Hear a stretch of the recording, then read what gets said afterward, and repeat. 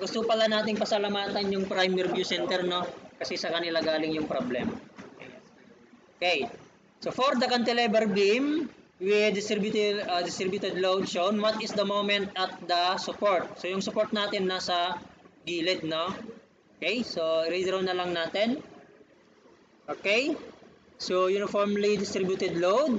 Tapos ito ay 10 kN per meter. Hanapin daw natin yung moment dito sa may support banda. Okay?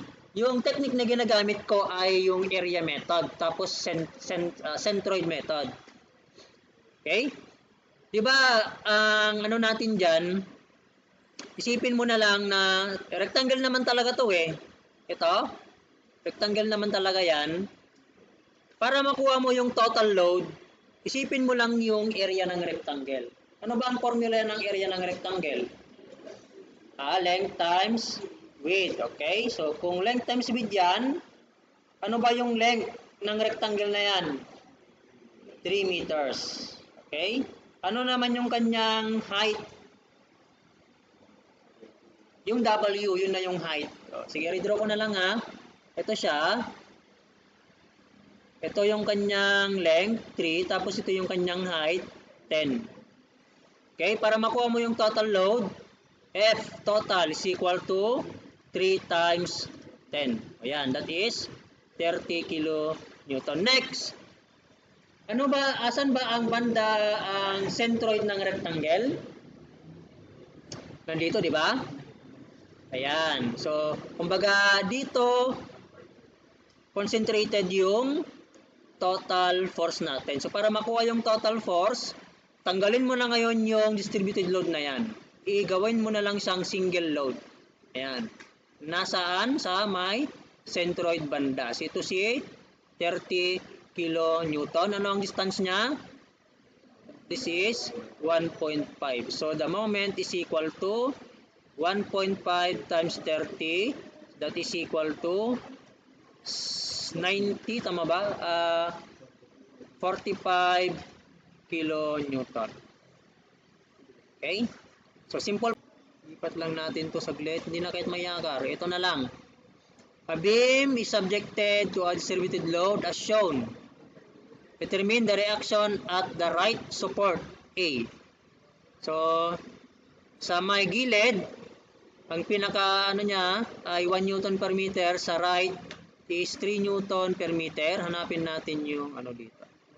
So, siya ay ganyan and then ganito. Okay. So, ano natin? Kunin natin, ilocate natin kung saan banda yung concentration ng load. So, kung titignan natin, anong klaseng shape to or anong klaseng plane to? Plane shape. Trapezoid ata, no? Trapezoid. Okay. Ngayon, pwede naman nating hatiin ito actually. Gawin nating dalawa, rectangle tapos triangle. Okay? So, gawin natin, separate muna natin yung ating triangle. Ito siya. So, kung yan ay triangle, ano to? This is 2, no? Kasi 1 yung rectangle dito, oh. Then ito ay, of course, 0 to. Tama? Ayan. So, kung kukunin natin yung area for the rectangle ay triangle, yung FT niya is equal to ano? O area, triangle 1/2 ng base times height. Ano yung base niya? 6. Then yung height niya ay 2. So, siya ay 6 Newton. Okay? And then kapag triangle, asan banda yung kanyang centroid? Diba 1/3? Tama? 1/3 dito banda. Ayan. So, 1/3 yan. So, 1/3 ng 6 is, ano? 1/3 times 6 is 2. O, ito to. Ayan.